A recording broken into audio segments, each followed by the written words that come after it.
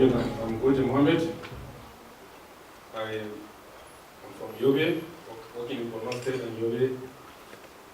And I'm going to talk on IDPs, outreach services, and vaccines for under 5. And I'll take just 5 minutes briefly.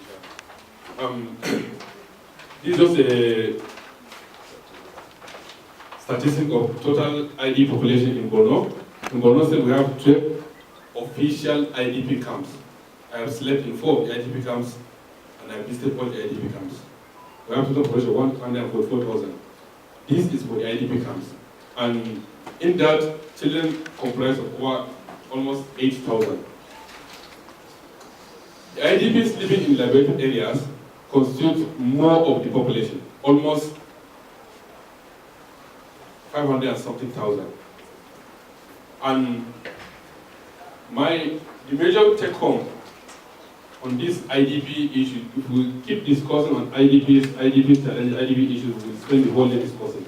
There are a lot of intervention going on, there are a lot of gap notice, there are a lot of problems, and we have all seen it if we have visited the field. But the major take home is most of the IDPs that need our services, are IDPs that are living in the host communities. There are more than those that are living in the IDP camps. And one of the take home messages, there is need for reorientation of even by community leaders and even the IDP, because the mindset now is donor agencies, NGOs, CSOs are feeding on us. The mindset now is when you come with something, they will throw you away, they will chase you, they will shout at you, why are you renting expensive houses, why are you driving blood cars, why are you going with helicopters to just supervise the renovation of a toilet in Gaza. A lot of things has been going on. So let us take a message to our community leaders, our religious leaders. Let them propagate. Let us tell them what is the concept of CSO or CBO in terms of an intervention. And let us start channeling our interventions to IDPs that are living in host communities, which comprises the highest population of IDPs in Northeast, in Borno and Yobe and Adamawa State. So this is briefly on IDPs. And for issues of psychosocial and mental health services, a lot of agencies have been giving those services in the IDP camps. Some are channeling the services to the mental health hospitals in those states.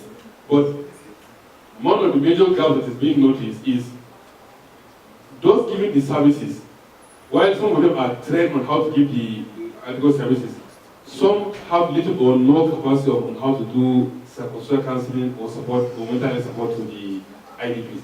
So in essence, any support that you may give in the host community, if you channel it towards giving them mental health services or linking them with health facilities that will give them the mental health services, it will go a long way in helping that. And secondly, on outreach services, in one of the LGS in one of the states that I work, I noticed that since the return of the peace in that community, over 30,000 people have returned to the community, but there is no single functional secondary health facility in that community. So personally, with like minds and friends, we sat down and we discussed through a CBO. We mobilized about 25 medical doctors and other healthcare workers, and we, through the support of the military, we went to that community. To our surprise, our target was just to see 300 patients with the support of a woman that I've never met. She gave us a drug of almost 1 million naira.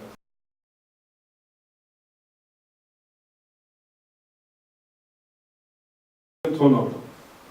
So in most of the cases we saw, most of them have high blood pressure.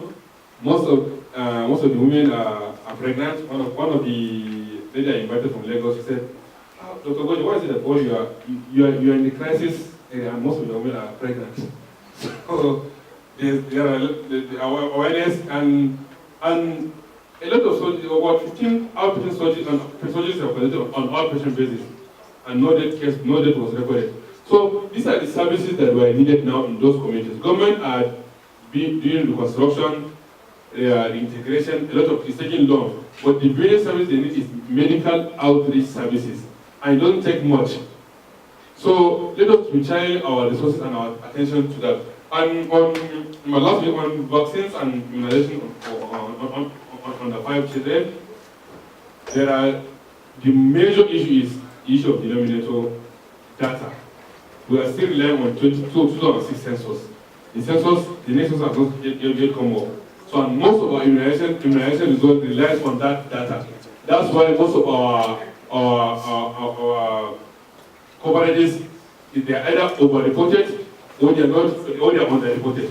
So any service that we do, please let us take the message of communities accessing vaccines for their children. All since I was born, vaccines are free. But up to now, we are not reaching those children.